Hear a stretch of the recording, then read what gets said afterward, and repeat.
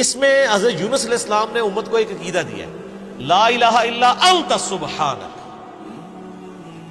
تیرے سوا کوئی معبود نہیں ہے اللہ، صرف پاک تو ہے غلطیوں سے۔ یہ جو سبحان اللہ کی کوالٹی ہے کسی مخلوق کو دے سکتا ہے بندہ؟ مخلوق میں تو عیب ہے۔ مخلوق کا سب سے بڑا عیب موت ہے۔ سر، موت عیب ہے، ہم اپنے آپ کو موت سے آزاد نہیں کر سکتے۔ اللہ نے یہی تو پھر وہ سخت جواب اینٹی وینم اور پھکی کے طور پہ عیسائیوں کو کہا ہے نا سورۃ المائدہ کی آیت نمبر 17 میں، کہ تم کہتے ہو جیزس کرائسٹ جو ہے یہ خدا ہے، اگر اللہ ارادہ کرے عیسیٰ اس کی ماں سب کو ہلاک کر دے، اللہ کو کون پوچھ سکتا ہے؟ اللہ کا کوئی کیا بگاڑ لے گا؟ اور یہی بات اس صورت میں ہمارے نبی علیہ السلام کے بارے میں بھی آ جائے گی۔ قل ارأيتم من اهلكني الله ومن معي او رحمنا فمن يجير الكافرين من عذاب اليم۔ اے نبی تم فرماؤ کہ اگر اللہ اور میرے ساتھیوں کو ہلاک کر دے، ہم بھی کسی اکڑ میں نہیں ہیں، تو تم کس کھاتے میں ہو اللہ کی نافرمانیوں کے معاملے میں؟ ہم تو خود ڈرتے ہیں۔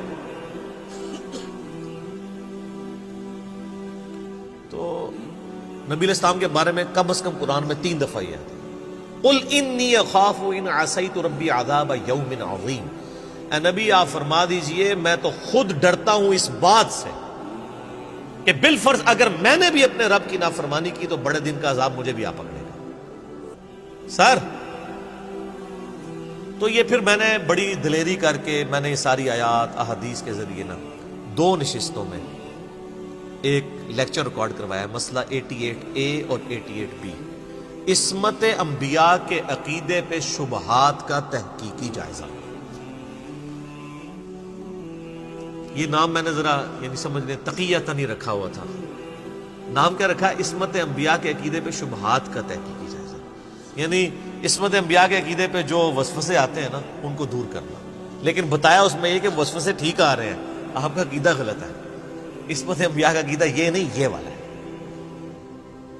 تو اللہ تبارک و تعالیٰ اپنے معاملات کے اندر آزاد ہے، اللہ تعالیٰ کو کوئی کسی کی دھونس نہیں لگا سکتا، اللہ تبارک و تعالیٰ غلطیوں سے پاک ہے۔ مخلوق جتنی بھی ہو جائے اس کے اندر عیب موجود ہے۔ کیوں اللہ تعالیٰ موٹی موٹی بات کرتا ہے، لا تأخذہ سنۃ ولا نوم، اللہ وہ ہے جسے نہ نیند آتی ہے نہ اونگ۔ مخلوق تو محتاج ہے۔ تو یہ انسان کے اندر بلٹ ان اللہ نے کمزوریاں رکھی ہیں۔ ہمارے ساتھ کیسی کمزوریاں اٹیچ ہیں؟ نیند کی کمزوری، کھانے پینے کی کمزوری۔ سورۃ المائدہ میں اللہ نے فرمایا نا عیسیٰ اور ان کی ماں کھانا کھانے کے محتاج تھے، تم کہتے ہو عیسیٰ تمہارا رب ہے؟